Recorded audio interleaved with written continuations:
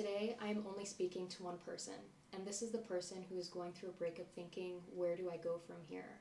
How do I get over someone that I thought was going to be in my life forever? And how do I learn from my mistakes so I never experience anything like this again? And how can I actually turn this pain into fuel so that I can become the best version of myself?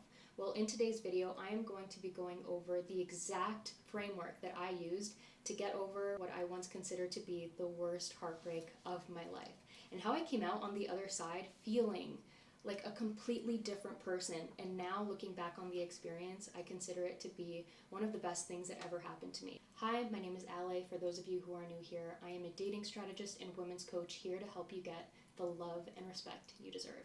Now let's begin. Life is hard and it is unfair.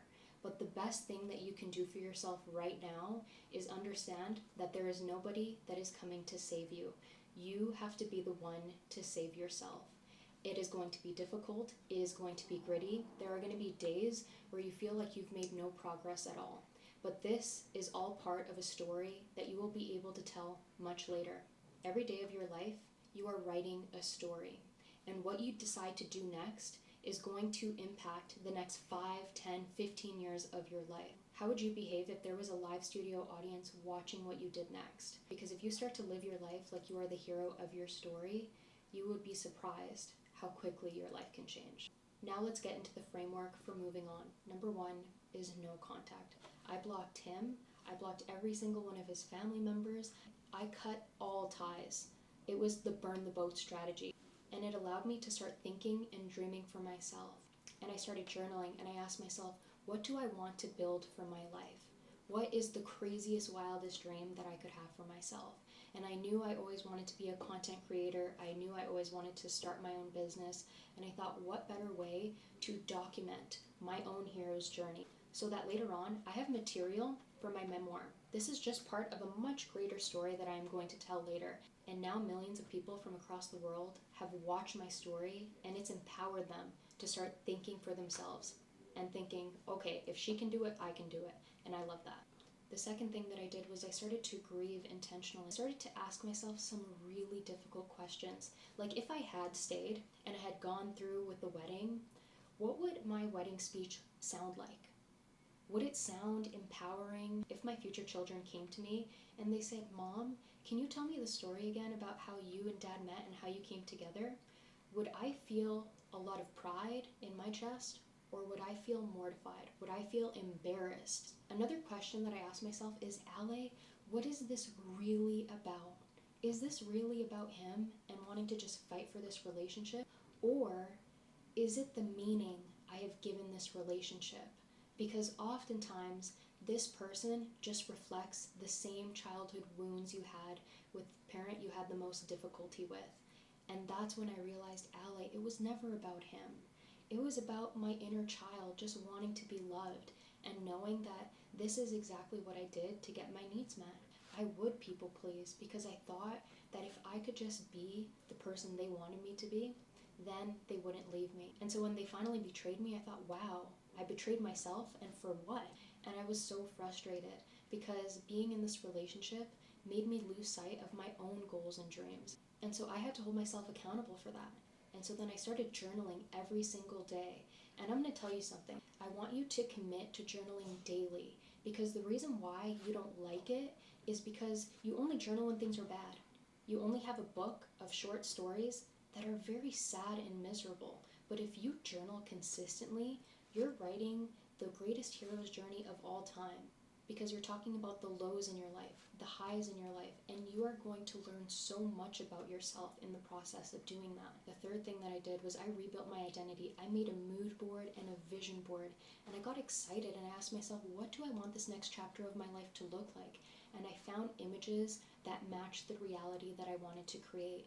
And every single day, I would look at this vision board and I would say, this is where I am, and this is where I'm going. And so I would journal it out. And so every day I was priming my brain to look for opportunities so that I could close the gap between where I was then and where I wanted to be. And every day it felt like such a minor thing to do, but it made a massive difference. And when I think about how I've gotten to where I am today, it was in keeping the promises that I made to myself and constantly looking for opportunities to bring me closer to the life that I wanted, instead of living my life on default and just giving in to every emotion that I had. And I asked myself what goals would be very meaningful for me to achieve. And so I know I wanted to get my health back. I know I wanted to start running. And so I thought, if I did an ultra marathon, at the time it felt inconceivable to do that. But I thought, wow, if I completed this, or if I just tried, then I would be very proud of myself for doing that. And so I want you to ask yourself, what would I be really proud of myself for achieving? And then I want you to set small goals, okay? I want you to set weekly goals, monthly goals, quarterly goals. I think a lot of people spend their time focusing on yearly goals and New Year's resolutions, but I want you to start to think of it like this. Who do I need to become to make these results inevitable? But if you can just focus on the daily actions and take it 1 week at a time, the results will take care of themselves. The next thing that I did was I started to rewrite the story. Now this is an exercise I get a lot of my new clients to do, and it's called What's the Story? So I wrote down the exact story that I was telling myself about me and my ex-fiance, and I would get very, very detailed, because oftentimes when you just keep these thoughts and narratives in your mind, you don't think it's actually that bad until you put it down on paper and you're mortified and you're like, what the hell is this? I know that's exactly how I felt. And so once I did that, I took a highlighter and I highlighted all of the things that weren't 100% factual. And in doing this, it allowed me to find flaws in my own thinking. And doing this allowed me to start to see this man as who he was instead of who I wanted him to be. And that allowed me to take him off the pedestal that I had him on. And it made me start to think of him like a real person. Now I'm going to get into your burning questions that I know you are asking yourself. Like, what if he changes for the next girl and he gives her everything that I begged for? I asked myself this so many times, and I thought, you know what? Even if he did change, it wouldn't change our history. I wouldn't be able to respect myself. I wouldn't be able to swallow that narrative for my one and only precious life, that I had gone to hell and back just for a man to love me. And then I thought of my ancestors, and I thought about all of the generational curses that my grandmother broke, that my mother broke. What am I doing for my bloodline? Am I making them proud, or am I embarrassing them? Because it has never been a better time in history to be a woman. It wasn't until 1973 that women were allowed to have their own bank accounts. And then I thought of my mother's journey and how she moved from Nicaragua to Canada to start a new life and to give my sister and I better opportunities. And the best thing that my mother ever did for me is she gave me third world work ethic with first world opportunity. And I knew I just wanted to make my mother proud. I wanted to make the people around me proud. And I thought, you know what, this man did me a favor. And I knew that the life that I wanted to build was ultimately incompatible with what he wanted for himself. He wanted a stay-at-home mom with the kids. I knew I always wanted to start my own business, and I realized that deep down, I never wanted to have children.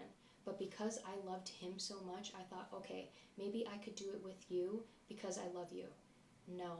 Oh my God. I think now what my life would look like if I had children with him, I would have been a married single mother. I would have been miserable. I would have resented my children deeply. And I think that society often pressures women into getting married young and having children without actually thinking, is this what I really want? And I came across this Reddit thread called Regretful Parents, and it made me realize just how many women out there that silently feel the same way. Another burning question you guys often ask me is, what if he comes back? What you find attractive when you're broken, when you have low self-esteem, will disgust you when you heal. And it didn't matter how attractive I thought he was physically.